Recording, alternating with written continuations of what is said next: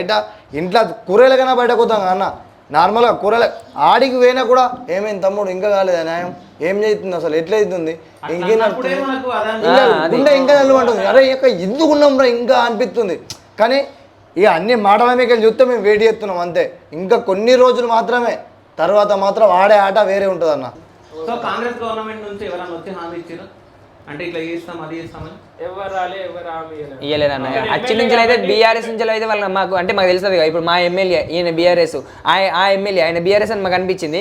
కాంగ్రెస్ తరపు నుంచి అయితే ఎవరు రాలేరు. మీరు రాలేని తప్పు పడతలేం బట్ రాలేరు.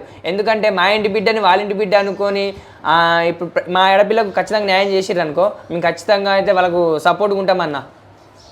తెలంగాణ బిడ్డ అనుకుంటలే వాళ్ళు ఎక్కడోళ్ళో అని చెప్పి అనుకుంటారు కానీ తెలంగాణ బిడ్డ అయితే చెప్పి ఎవ్వరు కూడా అనుకుంటలే. ఆడబిడ్డలకు న్యాయం చేస్తాము ఆడబిడ్డ అంటే ఒక బిడ్డ తెలంగాణ బిడ్డ అని చెప్పేసి మాటలు అనడమే తప్ప కానీ న్యాయం జరగది తెలంగాణలో న్యాయం ఉండదు అసలు. నిజం చెప్పాలంటే ఇన్ని రోజులు అవుతుందన్న ఇన్ని రోజుల నుంచి ఏం న్యాయం జరిగింది చెప్పవు సార్. 10 రోజుల దగ్గరకు వచ్చి 10 రోజులు అవుతుంది. 10 రోజుల నుంచి బయట అసలు ఏడు మమ్మల్ని తిట్టుదురు. అరే 13 అన్నదమ్ములు ఉన్నారు ఏం బిక్తుర్రు అరే ఏముంది అంటే అన్న అందరూ ఆమె ఇస్తుర్రు ఆడబిడ్డకి ఇట్లా జరిగితే గిట్ల చేస్తామని అంటారు. ఇప్పటిదాకా చేసింది ఏం లేదు. బయటకు పోమంటేనేమో మైండ్ పని చేస్తలేదు.